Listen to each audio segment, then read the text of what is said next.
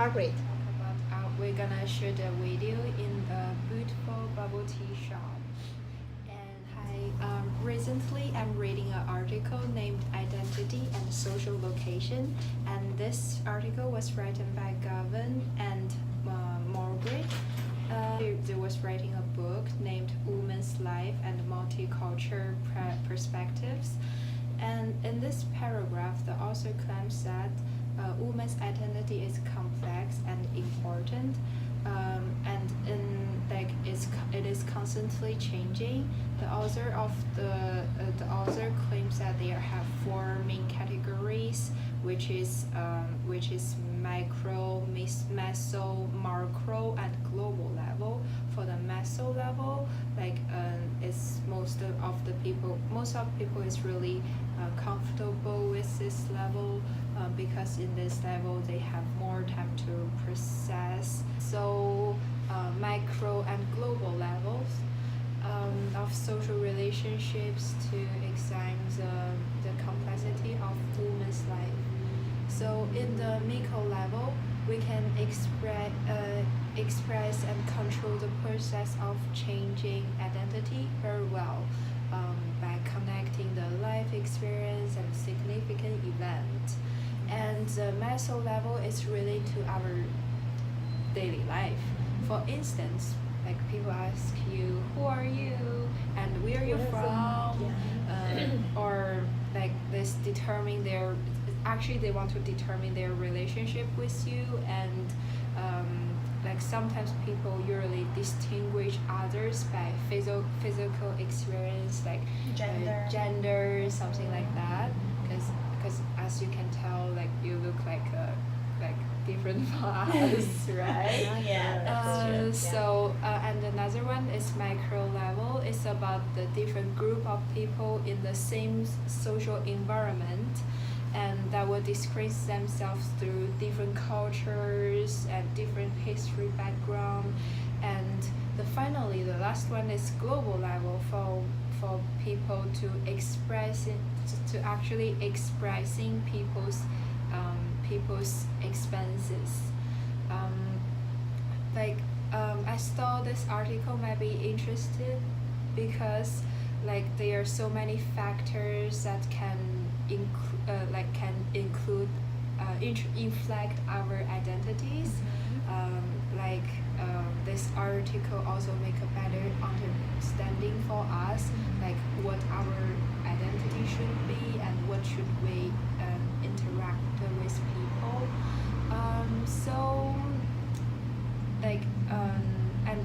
And finally we got a question. I got a question for you. Do you think sometimes it is hard to build up your social identity in a new environment? Yes. Do you think that? I think Sure. it I is. think it's not very easy, right? No, it's not easy because sometimes you have to follow the crowd, right? Yeah. To see how people are behaving, and then you try to do the same. It's natural. And it's hard. We are going to do that, but it takes time.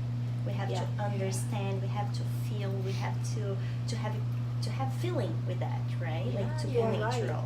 So it is kind of hard, but I think it's essential. And that question, who you are, who are you? We should renew a new role, That's right? true, and it's hard for us to know and to understand our identity, right? Yeah, That is really hard. It is. I think it's one of the hardest question. It's that one. So who are you? Especially when we have a different level English, and then we can meet different questions, right? Yeah. And that's- especially we have a different culture, and we're The just background, different. background is different, Yeah. and we have age different, right? You're right. And experiences, our experiences is very different. Sometimes we are the same country, but your Different experiences can be experience. almost the same as mine. Yeah. And then you have more in common with me than with Sheena. So it's kind of okay, our culture is very important, but the same experience that you live, it's kind of important too. For you to have this feeling, this connection with the people or place or And our identity is different. Like you Yeah. used to be, Margaret used to be a teacher. Yeah. And I'm a mother. Yeah, I'm a mother. Yes. Yeah, I'm Yeah. just a student. My Yeah. identity is so simple. I'm just a student and studying Canada. You have a boyfriend. I have a question for you guys Yeah. actually. They say in this article, right, that Yeah. our name is kind of part of our identity. Yeah. Do you feel that your identity changed because you changed your name, right? You have a Chinese name and now we you have English an name. English Yeah, name. yeah, sure. So how do you feel? Do you feel that it's kind of part of your Canadian identity, or how do you feel that it changed in your identity? I think at the beginning it's very hard to accept a new role, because for me, I'm not young, and I have many years work experience, and there are some markers on my on my life. And when I come to here, I need to try to build up new everything. Everything. Yeah, you are right. Yes. Totally, I'm teacher here, but different student, different background. So teach them, I will meet a lot of new questions. That's true. So, but I think that's a good chance. Life needs to chance. Absolutely. Yeah. Yeah. Maybe Yeah. we think it's a chance. It's not a challenge. It's better. It's better. Yeah, you were Yeah. right. You know what? I was reading this article, The Pedagogy of Listening, the listening perspective from Reggio Emilia, the other day for our Edu class. And Carolina Rinaldi, she's the author from this article, and she is the director from the Children's Center and from the children from Reggio Emilia Methodology. So she says about the importance of the children to listen to us. They are very curious, and sometimes we can understand what they are thinking about. So that's why we have to listen them very carefully to understand what they are thinking and how they are express themselves. So before we were always thinking that they just have a voice, right? So they have a voice, but no, they have much more than that. They show their curiosities, their doubts, the way their perspective, everything. So that's why we should listen to them. Not only them should listen to us. So she mentioned that it's very important for us because we learn so much from them. They learn from us as well, but we learn so much from them. So, and she says at the same time that it's very important the way we react to that, because when children ask us something, we have to think about how to answer them. So it makes us to be more careful what we're going to say, to be more creative, to have more respect, right? So everything that's why they teach us with this listening part. So she said that it's fundamental, the listening part from Reggio Emilia centers. They search for meaning for everything. Children search for meaning, and they are always asking us why, how, because everything is so theoretic, right? But when you ask questions, it's kind of now I am understanding. So that's what interested the most, the importance. I've never thought before about that. That's amazing how it works. And I have a question for you. What do you think about the importance of listening? I think for the listening it's really important because the children, as you mentioned, we should be equal. Like you listen, like not only you just listen, tell them what to do, and you also need to listen the feedback, right? That's true. Yeah, I agree with you. And in my opinion, in my class, I think listening is a skill. Sometimes you need to have more patience because some students just you said they need thinking, or we don't know what they are talking. That's so true. we need to waiting maybe 5 minutes, and then they can give an answer. But Yeah. I think it's very important. It's more than you give them answers directly. I think it's not very good. Yeah, Yeah. but you mentioned something very important. Like listen is not for you to question, Yeah. And it's more for you to understand, to give answers. Yeah. So that's why it's very important for them and for us as well, right? But Yes. before they didn't have this space in our society.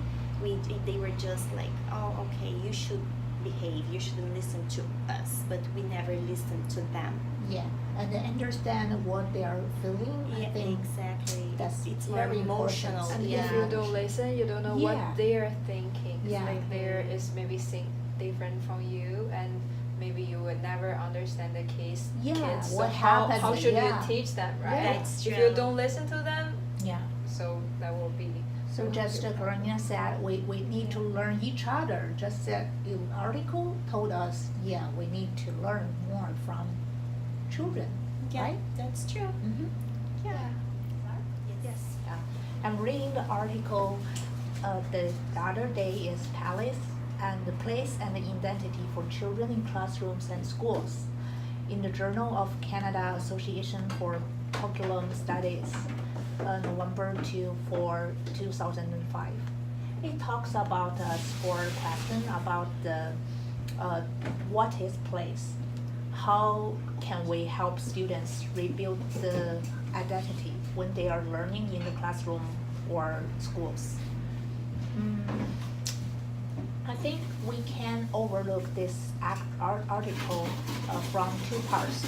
The first part, he discussed a source of structure formation which people who limited everyday life can shape themselves. Examples, social structures have rules, resources, and available relationships. When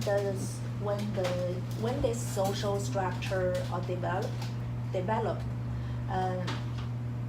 everyday life becomes a structure itself. Moreover, the author found the support and the sabotage can be offered in relationship between the students through the everyday life in the classrooms.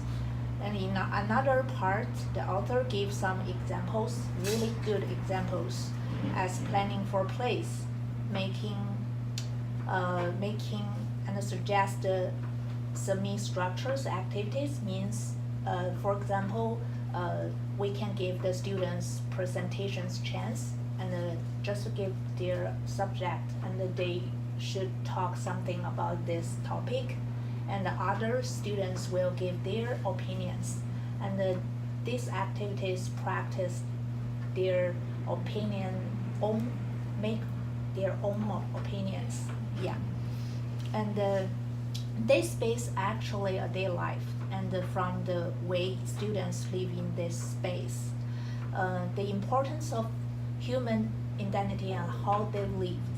The writer also suggests the location is a source of security, belonging, meaningful relationships, and identity, and which helps to further support the considerations of how positions work in identity creating students in the classroom. So I think this is a very good article because they gave us a lot of examples how to use it in the classroom, and this method is used for, and because he is a teacher, she's teacher too, and he has a lot of experience about this part. So I have a questions to you. Do you think as a place our classroom is very important to children? It is important. Yeah, because you're trying to actually the classroom will actually affect the children's behavior. Yeah. Like what kind of material you provide for the student. What called their attention? Yeah. Yeah, if you provide a lot of material that's come from nature, and they can actually use their hand to manipulate this material Yeah. and get different experiences. So I think it is important. Yeah, I think it is Yeah. very important too. Yeah. And I think it's kind of amazed nowadays it's changing this Yeah. perspective, right? Mhm. Like before, when maybe in our time it was different. We just have like tables and couple seats and the toys. We have time to play with them. With it, it wasn't so open as it is right now. Like now they have like a lot of space. They have so many toys. They can express themselves and they feel very comfortable in that Yeah, space. sure. And for the children to feel safe, they have to feel confident, right? Yeah. And I think the classroom has this Yes. power. And as a Yeah. teacher, we need to give them a positive awareness, right? Awareness. Yeah. And children spend a lot of time in the classroom from Monday to Friday, and more than they stay with their parents. So It's they actually learn- like a second home. Yeah. Yes, Right? you're right. I like this. Second home. Yeah. This, second home, yeah, yeah. second home. So you should give them more support and help them to make a new identity, Yeah, right? that's true. Yeah. So thank you. So do you know what? I was reading this article, the pedagogy, It's okay, you can speak louder. Yeah, do you know what? I was.